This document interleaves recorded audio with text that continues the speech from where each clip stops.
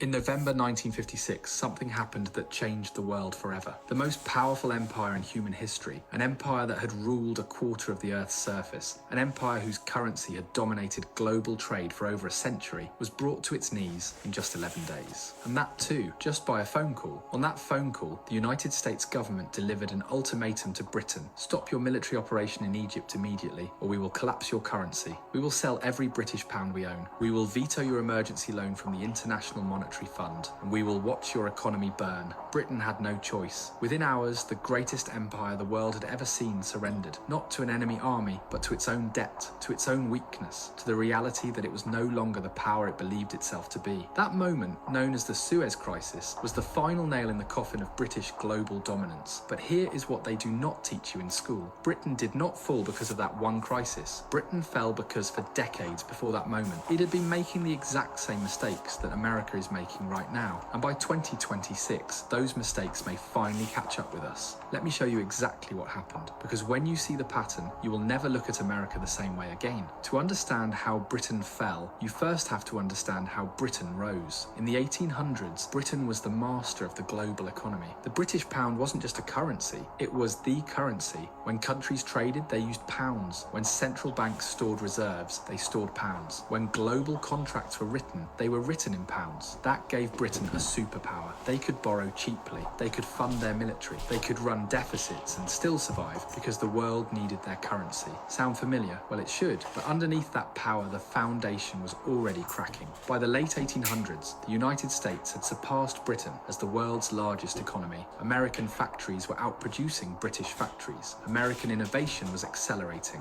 American wealth was exploding. But the pound stayed dominant because the world was used to it. The system was built around it. Changing reserve currencies is like trying to replace the engine of a plane while it's still flying. So Britain's currency stayed strong even as Britain itself was weakening. Then World War I started. Britain borrowed massive amounts to finance the war. And when the war ended, Britain had transformed from the world's biggest creditor into one of the world's biggest debtors, especially to the United States. Now Britain had a choice. It could accept reality and scale down, or it could pretend that nothing has changed. Britain chose denial. In 1925, Britain made one of the worst financial decisions of the entire century. They returned to the gold standard at the pre-war exchange rate, meaning they tried to make the pound look as strong as it used to be, even though the country behind it was no longer that strong. It was all ego, and it was devastating. To keep the pound artificially high, Britain had to keep interest rates painfully high. That crushed growth, that crushed jobs, that made British exports too expensive. Meanwhile, British leaders kept spending like they still ran the world. They kept military bases across the globe. They kept funding an empire they could no longer afford, and the cracks started turning into fractures. By 1931, the math finally caught up. Speculators attacked the pound. Britain was forced off the gold standard. The pound lost nearly 30% of its value almost overnight. But even after that humiliation, Britain managed to keep the pound important for a little longer. Not because it was strong, but because Britain forced its colonies to keep using it. India, Australia, and Pakistan. These parts of the empire had no choice but to hold pounds. Britain was propping up its currency by trapping other countries inside its system. Then World War II arrived, and Britain borrowed even more. By 1945, Britain owed more money than its entire economy produced in a year. The empire was basically bankrupt. It survived on American loans and American patience, and still Britain kept pretending. It kept spending, it kept acting like a superpower, and it kept playing the role long after the power was gone. And this brings us to 1956, when Egypt's president nationalized the Suez Canal. Britain saw it as an insult to imperial pride and a threat to oil access. So Britain, France, and Israel invaded Egypt. And militarily, they were winning. But Britain forgot one thing. They were no longer the world's banker. It was America now, and America was furious. President Eisenhower saw this invasion as colonialism, the exact kind of behavior pushing newly independent nations toward the Soviet Union. So he decided to end the illusion.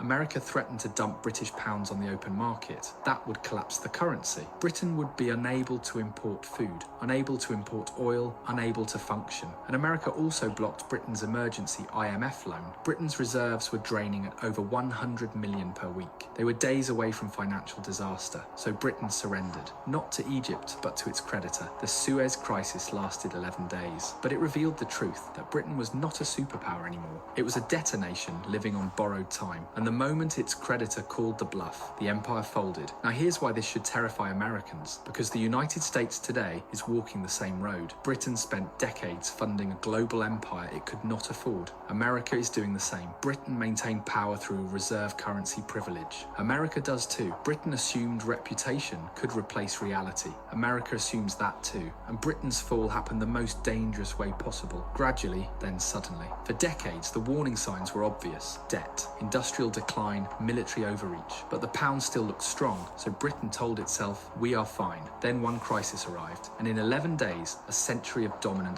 ended. America's version of that moment is coming. Nobody knows what it will be. A debt crisis, a geopolitical humiliation, a major country rejecting dollar pressure, or a financial shock that will break global confidence. But the pattern is the same, and the numbers are getting worse. America's debt is climbing. Interest payments are exploding. We spend more than we produce. We borrow from the future to pay for the present. And just like Britain, we still act like the old world order is permanent, and that's the biggest mistake. Empires don't die when the enemy attacks. They die when the math becomes undeniable, and the moment the world stops believing, everything changes fast. So the question isn't whether America will face its Suez moment. The question is, will we recognize it before it happens? In November 1956, something happened that changed the world forever. The most powerful empire in human